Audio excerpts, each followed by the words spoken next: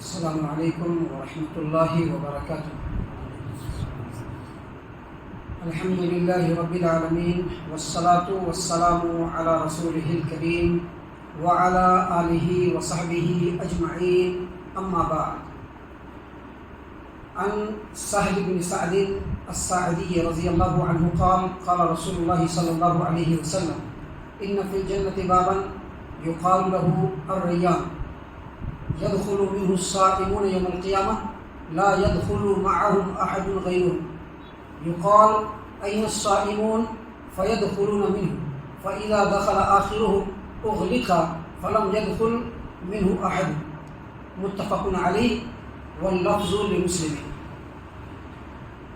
محترم سامعین کرام، دیکھتے دیکھتے 4 رمضان مکمل ہو گئے اور ہم لوگ آج 5ویں تراویح مکمل کر چکے ہیں، اور یہ جو ہمارا درس ہے اس رمضان کے مہینے کا یہ 5واں درس ہے۔ سامعین کرام، اگرچہ ہم لوگ ابھی رمضان کے ابتدائی مرحلے میں، لیکن یاد رکھیے یہ مہینہ دھیرے دھیرے اس طرح سے ہم لوگوں سے رخصت ہوگا کہ ہم لوگوں کو پتہ بھی نہیں چل پائے گا۔ سامعین کرام، ہم لوگوں کے لیے ضروری ہے کہ اس مہینے کے جو باقی ایام بچے ہیں ان ایام کو اپنے لیے غنیمت سمجھیں، اور ان ایام کے جو قیمتی لمحات ہیں ان لمحات کو اچھی طریقے سے استعمال کریں، اچھی طریقے سے ان سے استفادہ کریں، فائدہ حاصل کریں۔ سامعین کرام، یہ جو روزے دار ہیں نا، ان کا بہت بڑا مقام ہے۔ جو رمضان کے روزے رکھ رہے ہیں، اللہ تبارک و تعالیٰ کی نظر میں ان لوگوں کا بہت بڑا مقام ہے۔ روزے داروں کو خوش ہو جانا چاہیے، ان کے لیے اللہ تبارک و تعالیٰ کی طرف سے خوشخبری ہے۔ دیکھیے، یہ جو حدیث ہم نے آپ کے سامنے پیش کی ہے یہ متفق علیہ روایت ہے۔ متفق علیہ کا مطلب یہ ہے کہ اس حدیث کو امام بخاری رحمہ اللہ نے اپنی صحیح یعنی صحیح البخاری میں، اور امام مسلم رحمہ اللہ نے اپنی صحیح مسلم میں، دونوں محدثین نے اپنی کتابوں کے اندر اس حدیث کو اتفاقی طور پہ یعنی متفق ہو کر کے نقل کیا ہے، روایت کیا ہے۔ صحیح البخاری کتاب الصوم حدیث نمبر 1896، اور صحیح مسلم کتاب الصیام حدیث نمبر 1156، 1152۔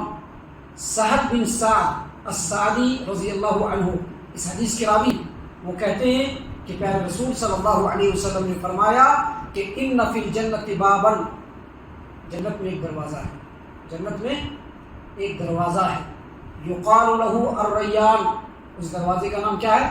باب الریان۔ اللہ کے رسول صلی اللہ علیہ وسلم نے مزید فرمایا یدخل منہ الصائمون یوم القیامہ۔ سوچیے، روزے داروں کے لیے کتنا بڑا مقام اللہ تبارک و تعالیٰ نے رکھا ہے۔ نبی صلی اللہ علیہ وسلم نے فرمایا وہ جو باب الریان ہے اس میں سے صرف روزہ دار داخل ہوں گے اور جنت کے اندر جائیں گے۔ آگے مزید فرمایا نبی اکرم صلی اللہ علیہ وسلم نے فرمایا، نبی صلی اللہ علیہ وسلم نے مزید فرمایا لا يدخل معهم احد غیرهم، روزہ داروں کے علاوہ کوئی بھی اس دروازے سے داخل نہیں ہو پائے گا۔ مزید کہا نبی صلی اللہ علیہ وسلم نے کہ یقال، اعلان کیا جائے گا۔ کیا اعلان کیا جائے گا؟ این الصائمون، روزے دار لوگ کدھر ہیں، کہاں ہیں وہ لوگ؟ تو اللہ کے رسول صلی اللہ علیہ وسلم نے فرمایا فیدخلون منہ، سارے کے سارے روزے دار اٹھیں گے اور سب کے سب باب الریان سے ہوتے ہوئے جنت کے اندر داخل ہو جائیں گے۔ محترم سامعین کرام، نبی صلی اللہ علیہ وسلم نے مزید فرمایا فَإِذَا دَخَلَ آخِرُهُمْ، جب آخری روزہ دار اس دروازے سے داخل ہو کر کے جنت کے اندر چلا جائے گا تو اغلق، اس دروازے کو کیا کیا جائے گا؟ بند کر دیا جائے گا۔ فَلَمْ يَدْخُلْ مِنْهُ أَحَدٌ، اس کے بعد کوئی بھی اس دروازے سے داخل نہیں ہو پائے گا۔ اس حدیث کو سن کر کے روزہ داروں کو خوش ہو جانا چاہیے۔ جو وہ روزہ رکھ رہے ہیں اس روزے کو بڑا قیمتی سمجھنا چاہیے۔ جو وہ روزہ رکھ رہے ہیں اس روزہ کو خالص اللہ تبارک و تعالیٰ کے لیے اور اللہ کو راضی کرنے کے لیے رکھنے کی کوشش کرنی چاہیے روزے داروں کو۔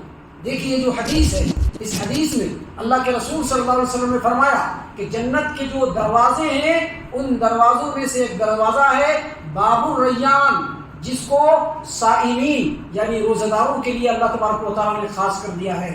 اس دروازے سے روزہ داروں کے علاوہ کوئی بھی نہیں داخل ہوگا۔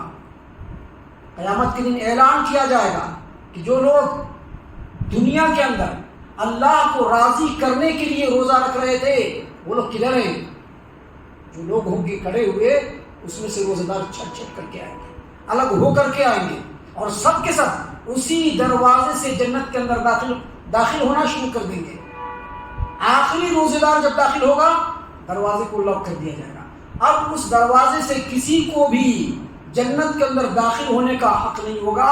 یہ اللہ تبارک و تعالیٰ کے رسول صلی اللہ علیہ وسلم نے اس حدیث کے اندر بہت ہی کلیئر طور پر فرما دیا۔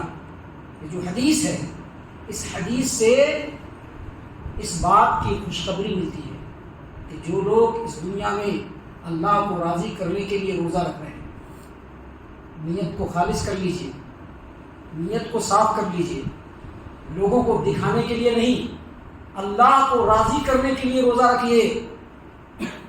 آج رمضان کا مہینہ آتا ہے، لوگوں کے مختلف قسم کے پیدرے شروع ہو جاتے ہیں۔ رمضان کا مہینہ آئے گا، لوگ مختلف قسم سے دائیں بائیں کرنا شروع کر دیں گے، لیکن یہ حدیث مسلمانوں کو اس بات کے اوپر ابھار رہی ہے، یہ حدیث مسلمانوں کو یہ بتلا رہی ہے کہ قیامت کے دن روزہ داروں کے لیے اس بات کی خوشخبری ہے کہ ان کو جنت میں داخلے کا پروانہ مل جائے گا کہ آپ داخل ہو جائیں گے۔